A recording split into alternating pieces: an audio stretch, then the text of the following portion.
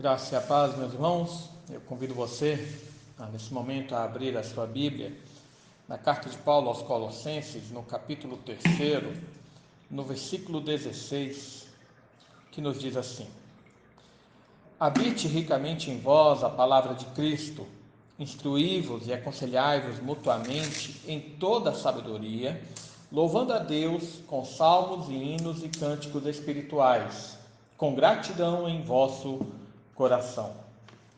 Meu irmão, nos anos de 1229, depois de Cristo, no chamado Concílio de Tolosa, a Igreja Católica, tentando aí suprimir uma heresia cátara, decidiu por proibir a leitura da Bíblia para os leigos. Ela cria que a melhor forma de evitar com que as pessoas fossem enganadas por falsos ensinos e falsos profetas seria impedir o acesso a elas da palavra de Deus. E bem, na última meditação, nós vimos Paulo orientar os crentes a cultivarem a comunhão da igreja com base na paz que Cristo nos trouxe com o Pai. E nessa meditação de hoje, Paulo vai mostrar aos crentes como ser cheios da presença de Deus. E ele vai nos mostrar que não é evitando o acesso à palavra de Deus, mas justamente entregando e fazendo essa palavra de Deus habitar em nós. Veja que ele instrui os crentes que façam morar dentro de si a doutrina do Evangelho, pois somente conhecendo o verdadeiro ensino do Senhor Jesus é que a igreja poderá viver da forma que agrada a Deus e também a se precaver contra os falsos ensinos dos falsos pregadores que ele havia mencionado anteriormente. Vejamos bem que desde o início dessa carta é essa a instrução de Paulo aos crentes. Lá no capítulo 1, versículo 9, ele ora para que os irmãos transbordem de pleno conhecimento da vontade de Deus e em toda a sabedoria e entendimento espiritual. E isso somente é possível conhecendo a palavra de Deus e fazendo-a morar em nós. E aqui nós temos uma outra relação interessante a fazer. Nós devemos lembrar do segredo, entre aspas, do salmista para evitar o pecado. No Salmo 119, versículo 11, ele diz: Guardo no coração as tuas palavras para não pecar contra ti. Então essa, desde o início, sempre foi a vontade do Senhor para o seu povo, que a sua lei, o seu ensino, a sua vontade não ficasse apenas escrita em tábuas de pedra, mas que ela realmente habitasse no coração de cada pessoa. Por isso, a promessa da nova aliança inclui um novo local para que a lei de Deus fosse escrita.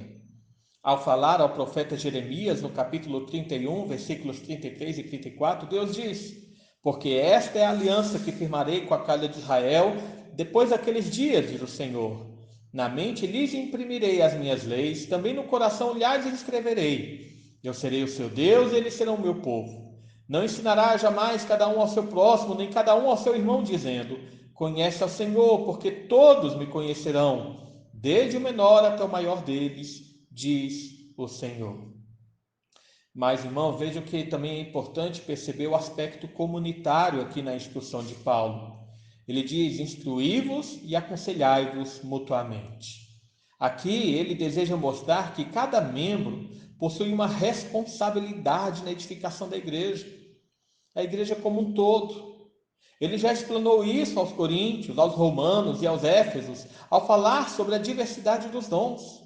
Por exemplo, em Romanos capítulo 12, versículo 7, ele fala que aquele que ensina deve se esmerar em fazê-lo.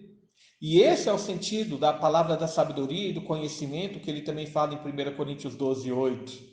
Então, ao falar sobre a instrução e aconselhamento mútuo, ele está falando que por meio do exercício dos dons de cada membro da comunidade cristã, a igreja vai sendo fortalecida e vai se desenvolvendo para se tornar cada vez mais a imagem do Senhor. Incluído a isso, Paulo fala de cânticos que devem permear os nossos lábios.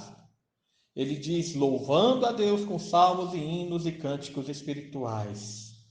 Veja que com essas três formas, a sua intenção é apenas enfatizar que devemos ter em nossas bocas júbilos que exaltem a Deus e que sejam repletos de ensinos espirituais.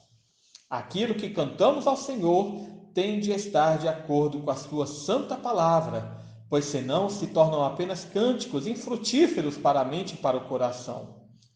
E essa, infelizmente, tem sido uma característica das atuais músicas chamadas gospel. Não tem conteúdo nenhum, apenas expressões vocais emotivas, repetitivas, que não ensinam nada sobre a graça de Deus, não ensinam nada sobre a sua obra salvadora, sobre o seu poder soberano e coisas assim. As atuais músicas evangélicas falam apenas do homem, dos seus desejos, dos seus esforços, das suas conquistas. Deus, nessas músicas, é apenas um instrumento humano para o alcance de seus desejos. Mas os verdadeiros hinos, cânticos, eles devem ser espirituais, devem nos fazer olhar para o céu, para a glória do nosso Senhor, para aquilo que Ele tem preparado para nós. E tudo isso gerará uma disposição maravilhosa em nosso ser, a gratidão.